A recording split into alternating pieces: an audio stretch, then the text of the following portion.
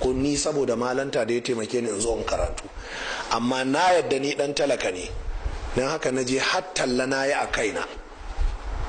Ba irin abin da ban yi ba wanda na san Allah ya halatta min don in samu kaiwa zuwa ga haka. Na haka ku kwantar da hankalinku, ba wanda zai taimake ku. Na fatan kun gane wannan. To bari ka ji, in ta yi daga na kurya shaka shi, bari in faɗa maka wannan sirri na ne na cikin gidanmu.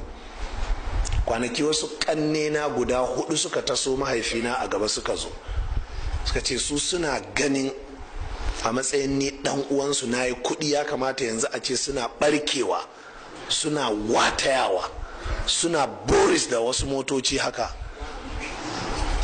Sai na ce musu a ni ba mai kuɗi ba ne.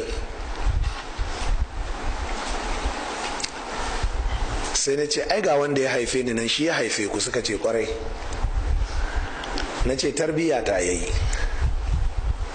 Na ce wannan tarbiyyar da ya mini a matsayin ni dan shi na fari, manufarta shine lokacin da ya gaza na taso ni kuma in yi tarbiyyar ku. Jama'a wannan ta kama ne nake faɗi, sirri na ne na cikin gidanmu nake faɗi, don kowa ya shiga taitayin shi. Ba wanda zai taimake ka, kai zaka taimaki kanka a hannun Allah. Ya yi tarbiyyata ne ni kuma in yi tarbiyyar ku. Haka daidai lokacin da kuka taso shi kuma ya fara gazawa, sai na tara ku da ike ba uwa ɗaya muka fito ba, na ce iyayenku su bani goyon baya in samu cikakken iko a kanku, in sa ku yi karatu, ku shiga harkoki. Sai aka ce a'a, kada a matsa muku, arziki na Allah ne, ba sai an yi karatu ake arziki ba. To ni kuma a wurina karatu shine ginshikin ba ma arziki ba, har aljanna a wurina ni karatu shine ginshiki. Don haka cewar kar a matsa muku, to kun ga yanzu idan na ce zan tirsasa ku karatu, to zan samu matsala da ku, zan samu da iyayenku mata, zan samu da ubana. Na haka sai na ja gefe guda, sai na sa muku ido. Yanzu kuna ce na yi kuɗi, na yadda na yi kuɗi, amma su kuɗin na yi su ne ta sababin karatu da ikon Allah. Ku kuma kun ƙi yin karatun, amma kuma kuna son ku ci kuɗin karatu. To me kuke tunanin na mutu za su ƙare kenan? Amma ba ku ganin da kun yi karatu ku kuna samu, ni ina samu da yafi? To aje wannan, akwai wanda muke uwa ɗaya uba ɗaya, tun uwar tamu tana da rai, sai kuka, sai na ji ana zagi na a gari, wai na ki ɗaukan shi in kai shi wurin manya su taimake shi. Wallahi talaka, ka kwantar da hankalinka.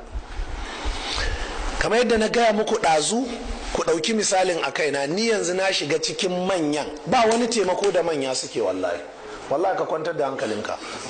Extorting rayuwarka za su, exploiting rayuwarka za su yi, kawai za su matsi rayuwarka ne kamar yadda ake matsar man gyada jikin tunkuza. Ba wani babba da zai taimake ka, amma kai za ka taimaki kanka, sannan sai taimaka maka. Ku ji wannan da kyau. Ai na kin ɗauke shi in kai wurin manya a taimake shi. Ran nan sai ita mahaifiyata sai ta faɗi maganar, sai na ce a'a, in dai manya ne ni na san manya, amma ni duk manyan da na sani mu'amala muke ta kasuwanci ko kuma ta abota, amma mu'amalar wani babba ya ɗauki kuɗi ya bani, ba wani babba da yake ɗaukan kuɗi yake bani.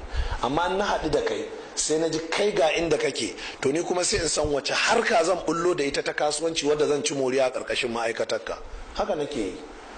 So iya abotar da manya kenan, amma kuma suna sakin jiki ne da ni ganin karatun bokon da suke da shi ina da shi. Kai kayi karatun boko, ka ƙi yin karatun. A to ai da an kai shi, in na ce kanina ne za a ɗauki, in na ce shirya muka tafi Abuja.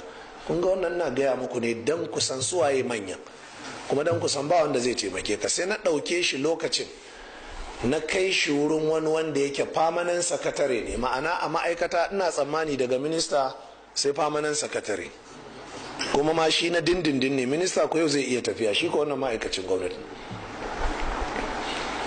Sai na ce mishi yalla bai, ce wannan ka gan shi, to kanina ne, uwar mu ɗaya uban mu ɗaya, na zo ne ka taimake shi. Sai ce haba malam, ya ce mutane nawa ka turo nan na taimake su na ɗauke su aiki. Ya ce har ƙarya yaro ya zo ya yi da sunan ka na amma ka goyi bayan shi kuma aka taimake shi. Ya ce balle ƙaninka ina takardun makarantar shi. Allah ya jama'a, akwai ran da na je wurin shi ba na manta wannan ranar. Na je ya ce ba zai ga kowa ba sai ni ina